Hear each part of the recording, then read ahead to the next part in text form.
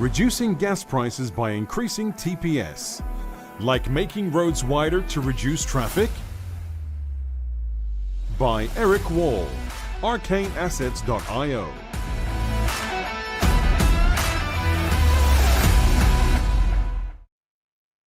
Hello everyone.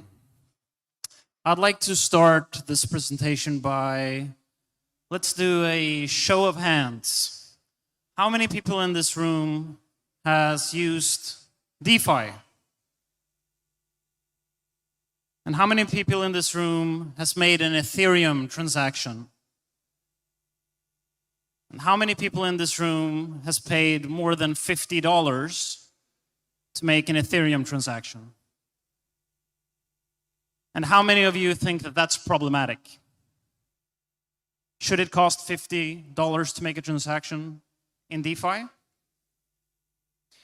So, what I'm going to talk about today, I'm not here to market a product. I'm not here to try to sell something to you. I work for a cryptocurrency hedge fund. I've been researching the cryptocurrency space since 2011.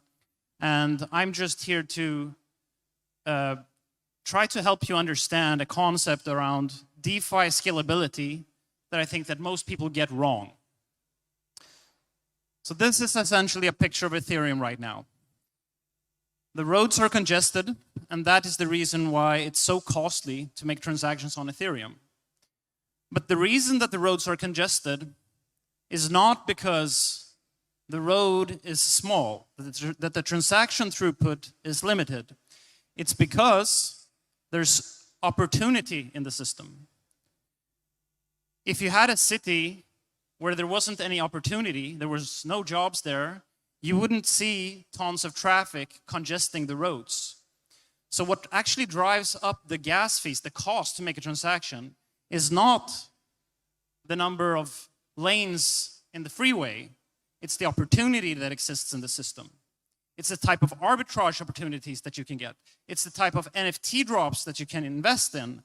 Those people that engage in those types of activities are much more insensitive to pay very high transaction fees because they stand to gain so much more from making those transactions than the transaction fees costs. And if you know anything about road congestion, then we've known since the end of the 60s that adding more lanes to a road does not actually decrease traffic. It doesn't reduce the time it takes for you to get into your car and reach the city. And this has to do with a concept called induced demand. If it takes you only 3 minutes to get into the city and it's very cheap, very easy to drive around, then more people will try to drive on that road until the traffic situation becomes the same again. It's the same thing with internet. So even though that we have increased the bandwidth of the internet by orders of magnitude, it did not mean that the usage of the internet, like as soon as we got access to a 4K streamed video, we started to use all of the traffic that was available to us. So you cannot reduce the congestion in the system by just adding more bandwidth. And this also applies to stock exchanges. 50 years ago, a stock exchange can do a couple of transactions per second. Now it can do 1 million transactions per second, but all it led to is that you had programs, machines that were making the trades, and then we got up to 100 million transactions per second that these exchanges need to execute. So why wouldn't that principle also apply to blockchains? Why wouldn't blockchains also suffer from the problem that if you increase the capacity, all that capacity will be gobbled up? You actually induce the demand by increasing the throughput. So this is the mempool of Bitcoin. So we increased the block size in Bitcoin with segregated witness in 2017, but the blocks are often still sometimes full. And it's the same thing in Ethereum, and it's even worse in Ethereum because in Bitcoin, what really you can do, what most people use Bitcoin for right now is transferring funds between exchanges and putting it into cold storage. But it's not like in Ethereum where you have the ability to buy some DeFi token for a couple of dollars, and you expect to be able to sell that token for thousands of dollars a couple of months from now. If that's the situation, then you are much more inclined to pay a $50 transaction fee. So it's about the opportunity that you create in the system. So these are the three #1 gas guzzlers in Ethereum. It's Uniswap, OpenSea, and Tether. So Uniswap, that's a decentralized exchange. The reason why people are prepared to pay a lot of money to transaction on Uniswap is because they buy these they buy tokens early on, and they expect them to go up in value. So paying a $50 transaction fee when you expect to be able to make thousands of dollars worth of profit for that transaction, it makes sense. It's the same thing with OpenSea. OpenSea is the platform where you buy NFTs. So if you have seen these NFT monkeys, they cost a couple of dollars when you buy them. And do you know what the average price is for an NFT on OpenSea right now? The average price for one NFT on OpenSea is $170,000.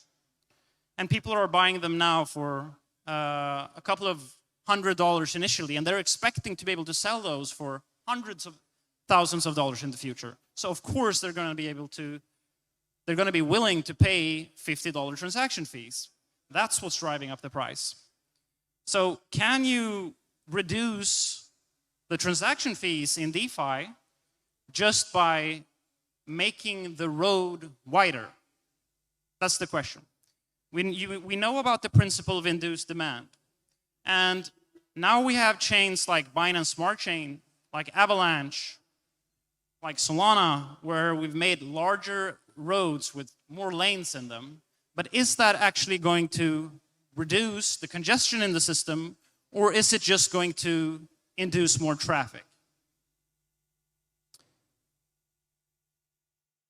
So how do we get away from the problem in DeFi where no matter how wide we make the roads, the transaction fees are going to increase and cannibalize all that supply that we have provided? So Solana is trying to solve this problem. The Solana platform is trying to solve this problem by just making the widest road possible so that as many cars as possible can drive on that road. But as time goes on and the Solana ecosystem gets as sophisticated as Ethereum, there are going to be people that compete for airdrops. There are going to be people that want to sell those airdrops, and they're prepared to pay $50 per transaction because the gain that they stand to make is so much higher than the transaction fees that they are paying. So just making a road wider does not actually decrease the transaction cost in the system. So how do we solve this problem? This is the closest graphic that I could find that describes the concept of a roll-up. Does anybody know what a roll-up is? It's an Ethereum layer 2 solution, but it can also be applied to other chains. It's a way to segregate the usage of block space into different compartments. In my language, it's called asynchronous execution environments. It basically means that you can have one mempool, and all the people in that mempool are either competing for making a trade on a decentralized exchange, but that's separated from a component where you're only trying to make regular transactions. So you don't want regular transactions to compete in the same mempool with people that are participating in NFT auctions. They're doing arbitrage trades. So it's the separation of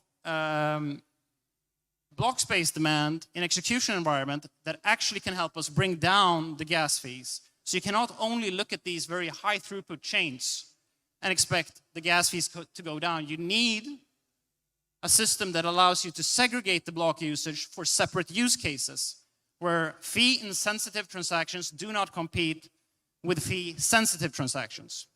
And currently, the Ethereum system is the only system right now. There are a couple of other ones, but they're not as high profile, that are actually competing by building these segregated execution environments. So the idea here is that you can, using a layer 2 solution, batch thousands of transactions into a single block. And this is what creates the system where you're not actually, you have an asynchronous vehicle that runs on top of the base layer, that can run asynchronously with the rest of the traffic, and it can harmonize the fee levels in the system. So don't get deluded into thinking, like Solana, it's a short-term solution. Avalanche is a short-term solution. And do you know that the transaction fees on Binance Smart Chain, so on Avalanche, they're already going up. You have to pay $50 to transact on Binance Smart Chain today. And that's just the beginning. On Avalanche right now, you have to pay $2 per transaction. And it started out by saying that this is going to solve the gas-free problem. But the only situation, the only reason that the gas fees are low right now is because there isn't as much opportunity in these systems. If there were airdrops similar to what we have in Ethereum, the situation would degrade into the same. So I'm running out of time here, so I'm not going to have time to cover all of this, exactly how rollups work, but it is a concept that I highly recommend that you look into, and don't get deluded into thinking that you can solve the scalability problem of DeFi just by making the roads wider. That's all I had. Thank you very much. If you want to get in contact with me, easiest way is Twitter. My handle is ERCWL. You can also reach me at eric@arcane.no. That's my email address. Thank you very much.